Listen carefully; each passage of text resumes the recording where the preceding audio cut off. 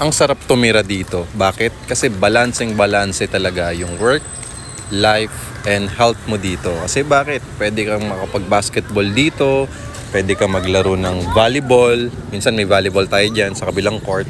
And then may open space tayo na pwede ka maglaro ng badminton or ng soccer doon banda sa may unahan. And then meron tayong play area doon for children's playground and then outdoor gym. And good news dito guys, ready for occupancy na siya. Na pwede mong malipatan agad, pwede mong magamit agad. And maganda na ito, okay, wala ka nang ilalabas na down payment.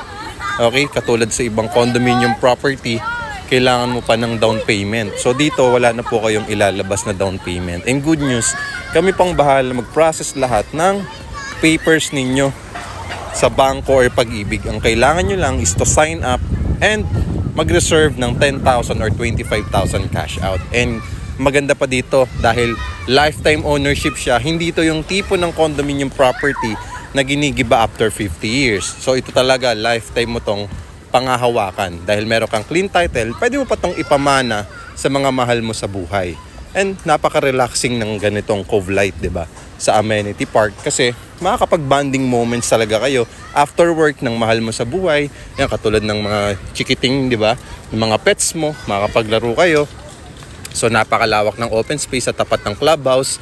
Merong Alphamart coffee shop in case na meron kang bisita, 'di ba? Pwede mo silang i-treat sa coffee shop. And meron tayong Water Lagoon Park dito. Meron mga isda 'yan. Okay? So dito pwede naman tayo ditong mag-bonding moments din with your loved one, 'di ba? Yung sweetheart mo diyan, 'di ba? So napakaganda dito, talagang relaxing. At syempre pet friendly rin. Okay? And good news, pwede ka makapag-jogging, pwede ka makapag-exercise, anything what you want dito sa amenities ay pwede. So kung interested ka na magkaroon ng sarili mong condominium property dito at makalipat na kagad, follow me and message me at huwag mong kalimutan mag-heart.